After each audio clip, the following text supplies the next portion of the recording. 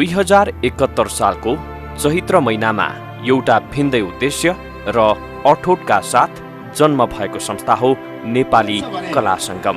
कहीँ कतै बिग्रिएछ भने गाली अलि सपाएर राम्रै गरेछन् भने सल्लाहकार संयोजक सुदर्शन महर्जनको संयोजकत्वमा तथा महाप्रसाद खनालको अध्यक्षतामा गठित संस्थामा कला तथा संगीत क्षेत्रमा कुल 9 सदस्य आबद्ध छन्।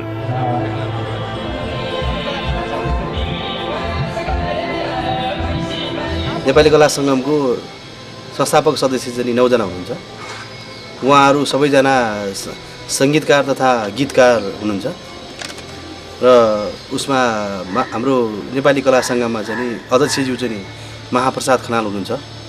उहाँ संगीतकार पनि हुनुहुन्छ, गायककार पनि हुनुहुन्छ। त्यसै उपाध्यक्ष जीवन परियार हुनुहुन्छ। उहाँ लोक गायक तथा आधुनिक गायक पनि हुनुहुन्छ र संगीतकार पनि हुनुहुन्छ। र सचिव हुनुहुन्छ रिना बम, उहाँ लोक गायिका हुनुहुन्छ। सुनिता गुरुङ उहाँ कोषाध्यक्ष हुनुहुन्छ। उहाँ लेखिका, गीतकार तथा गायिका हुनुहुन्छ, लोक गायिका। त्यसपछि हाम्रो अरू सदस्यहरू हुनुहुन्छ। सदस्यहरू सबै गायक लोक गायक हुनुहुन्छ।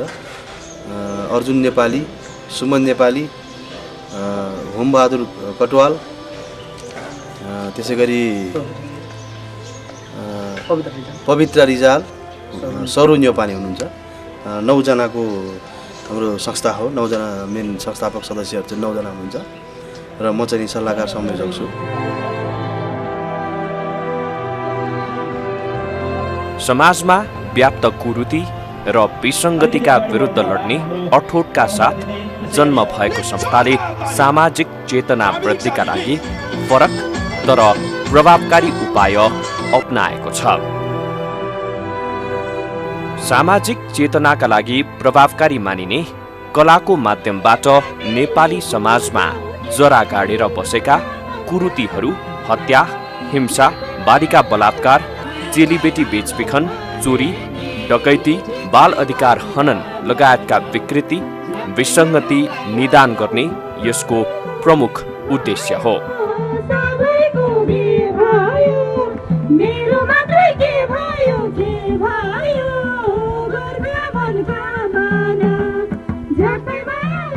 यस संस्थाको मेन उद्देश्य चाहिँ नि तपाईको जस्तो मेन चाहिँ नि हाम्रो चाहिँ नि सङ्गीतको माध्यमबाट चाहिँ नि समाजमा रहेको विसङ्गति र विकृतिहरूलाई उजागर गर्ने काम हो। र यसको मेन उद्देश्य चाहिँ नि नेपाल अधिराज्यभरि रहेका कला र गला भएका जो कोही पनि कलाकारहरूलाई चाहिँ नि एक प्रकारको पुसअप गर्ने काम गर्छ यसले, नेपाली कला संगमले। जोसँग चाहिँ नि इच्छा छ, गाउने इच्छा छ, नाटक गर्ने इच्छा छ, उ गर्ने इच्छा छ, त्यसलाई चाहिँ नि नेपाली कला संगमले बाटो देखाउने काम गर्छ यसले। सामाजिक विसङ्गतिका विरुद्ध खरो उत्रनका लागि गायन, नाटक जस्ता प्रभावकारी विधाको साथ लिएको छ यस नेपाली कला संगमले।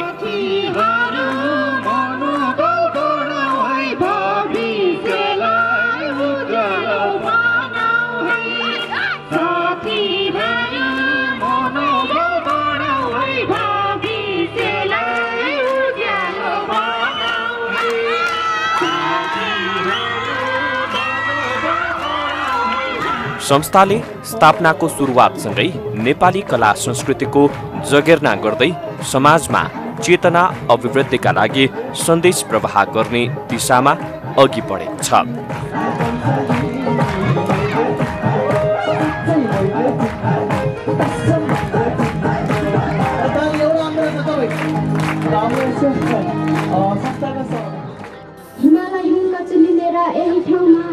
जतै हरियाली मजन्नेको गाउँमा, हिमालय हिउँका चुली मेरा यही ठाउँमा, जतै हरियाली मजन्नेको गाउँमा, सुदूर पश्चिमपट्टि हाम्रो प्रकृतिले भरि, न्याउरी चरी बसिरुदा बनौँ अलसरी, न्याउरी चरी बसिरुदा बनौँ अलसरी, खप्कड बाजा बजेर डट्टी शैलेश्वरी, खप्कड बाजा बजेर डट्टी शैलेश्वरी, एकैचोटि सबले हेरौँ सुदूर पश्चिम लप्ली हेरौँ सुदूर पश्चिम फेरि तराईमा रोपेको धान पहाडका सेरा कति सुन्दर जीवन हो कहिले विकास मिल्ला कति सुन्दर जीवन हो कहिले विकास मिल्ला धन्यवाद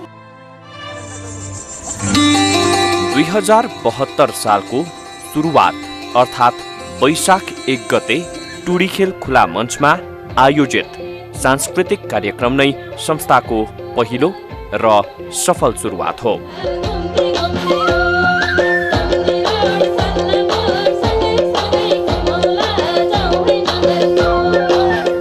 संस्थाको पहिलो कार्यक्रम लगत्तै वैशाख 12 मा गएको महाभूकम्पका कारण संस्था आफ्नो अन्य गतिविधि यथावत राख्दै सामाजिक उत्तरदायित्व वहन गर्नतर्फ अग्रसर भयो।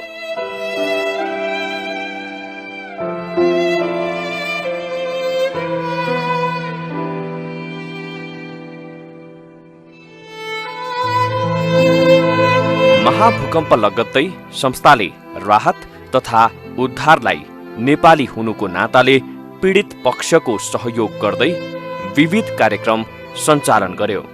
संस्थाले विभिन्न व्यवसायी तथा निजी क्षेत्रको सहयोगमा राहत तथा उद्धारमा खटियो।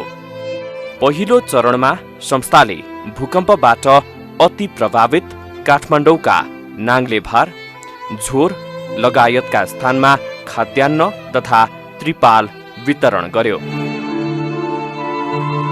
राहत वितरणमा हामीले चाहिँ नाङ्लेभारेमा झन्डै 35 घर परिवार, त्यो भनेको एक घरमा 5 परिवार भए पनि 200 जना परिवारलाई पुग्ने गरी हामीले चाहिँ दाल चामलदेखि लिएर ओड्ने ओछ्यानसम्म बाँड्यौँ हामीले त्यति बेला।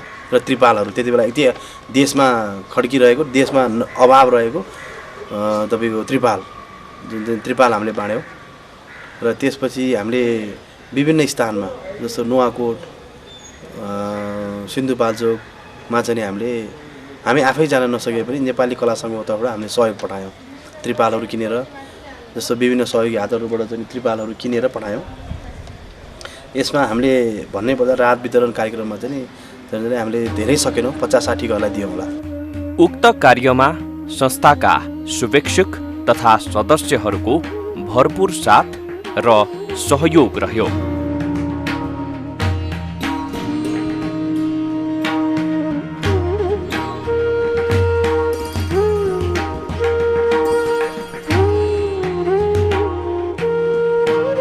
भूकम्पपछि सिर्जित मनोवैज्ञानिक अवस्थाको सकारात्मक व्यवस्थापनका लागि कलाको प्रयोग पनि भरपूर मात्रामा गरियो।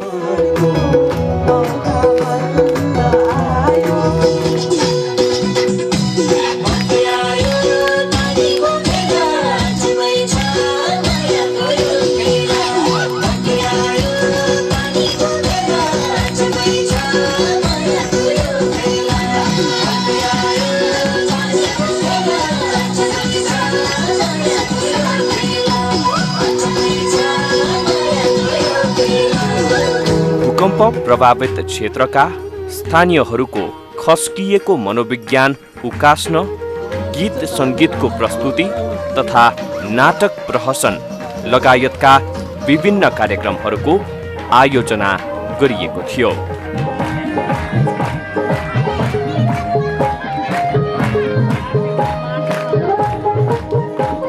काठमाडौँ लगायत भूकम्पबाट अति प्रभावित धादिङ, सिन्धुपाल्चोक लगायतका जिल्लामा पनि राहत वितरण तथा आहत मनहरूलाई राहतका लागि सांगीतिक कार्यक्रमहरू सञ्चालन भए।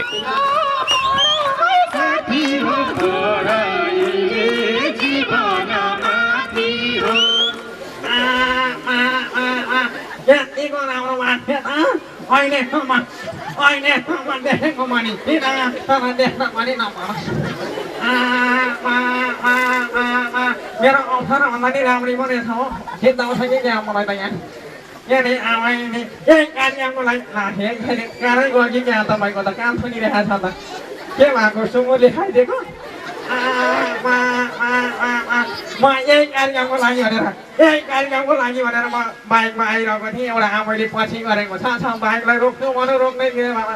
ए आमा मेरो पछि किन लागेको तपाईँ भनेको होइन बाबु मेरो घर तपाईँ जानै पर्यो एउटा काम जरुरी पर्यो जानै पर्यो भन्नुहुन्छ होला के काम पर्यो म एकदम जरुरी काममा गइरहेको छु मलाई त्यत्रो कार्यक्रम छ चण्डेश्वरीमा त्यही कार्यक्रममा भेट्नुपर्छ तपाईँ आउनुहोस् न भनेको होइन बाबु मेरो काम छ घरमा तपाईँ जानै पर्यो किन भनेर मैले सोधिहालेको आउले त के भन्छ मेरो एउटा भर्खरको पाठीले बोक्नु खोजिरहेको छ अरे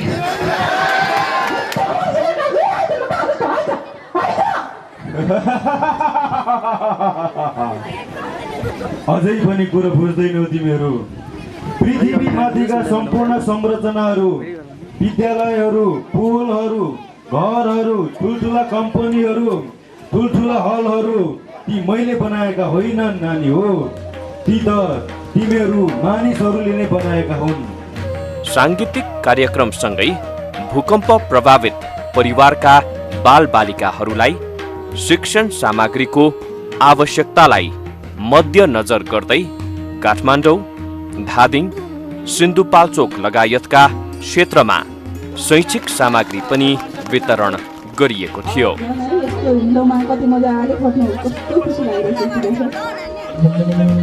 काठमाडौँको नाङ्लेभारे झोरका विद्यार्थीहरू, सिन्धुपाल्चोक ज्यामिरे, धादिङको चण्डीदेवी निमावि, गुरुदुम, ज्ञानोदय, महालक्ष्मी, सेतीदेवी प्राविमा एक विद्यार्थी एक शैक्षिक सामग्री कार्यक्रम अन्तर्गत शैक्षिक सामग्रीका साथै मनोवैज्ञानिक उपचारका लागि सांगीतिक कार्यक्रम पनि प्रस्तुत गरिएको थियो।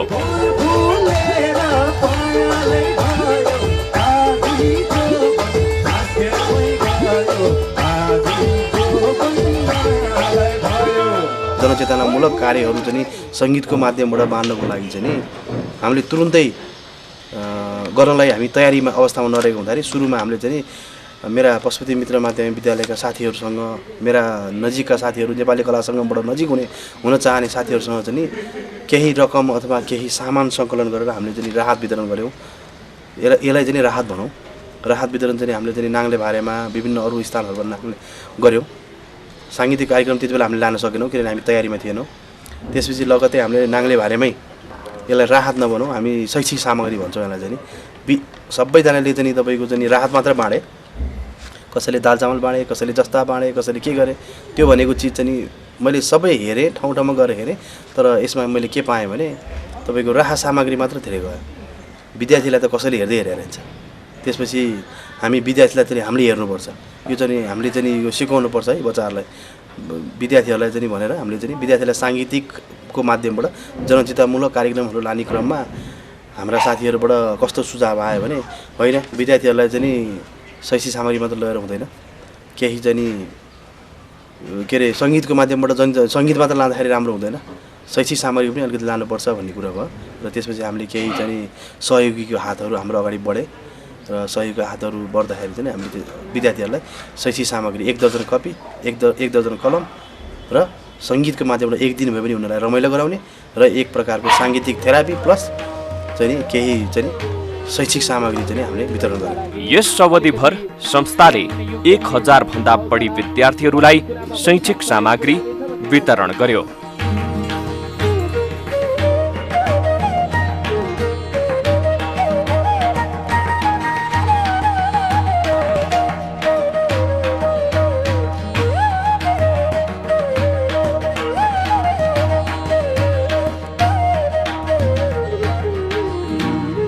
संस्थाको यो सामाजिक कार्य सञ्चालनका लागि शुभेच्छुकहरू श्री जयलक्ष्मी गहना न्यू रोड, कान्तिपुर भेट प्राली Tripureshwar, Baraha Kshetra auto works Bhat Bhateni, ABC transformer, classic industries बाँसबारीको साथ सहयोग र समर्थनको उत्तिकै ठूलो भूमिका र योगदान रह्यो। हाम्रो 400 विद्यार्थीलाई चाहिँ एउटा स्कुलमा जाँदाखेरि हाम्रो खर्च भनेको झन्डै 2 लाख रुपियाँको हुन्छ र हाम्रो आय स्रोत खर्च अनुसारको हाम्रो आय व्यय चाहिँ नि अब आय भनेको सबै जति सक्ने हो सहयोगी हातहरू हो। हाम्रो एकदमै धेरै सहयोगीकर्ता भनेको पशुपति मित्र माध्यमिक विद्यालय चाबेलका हाम्रा पूर्व विद्यार्थीका टिमहरू हुनुहुन्छ। अब यहाँ नाम लिँदाखेरि धेरैजना हुनुहुन्छ र त्यसै गरी मेरा विदेशमा रहने साथीहरू अनि जस्तो सहयोगहरू गर्नुभएको नेपाली कला सङ्गमलाई पहिलेदेखि नै सहयोग गरिरहनु भएको जुन कार्यक्रम सुरु स्थापना कालदेखि सहयोग गरिरहनु भएको विभिन्न सङ्घ संस्थाहरू हुनुहुन्छ र मेन गरी चाहिँ हाम्रा सहयोगी हातहरू भनेको मेरा साथीहरू नै हुनुहुन्छ। त्यस्तै Ram Thapa Magar legal plaza, Raghunath Taujale America, Hariram Shrestha Australia, Ambika Sharma Basundhara, Smarika Nepal सात दो बाटो, भेषराज पौडेल ICT एसोसिएसन,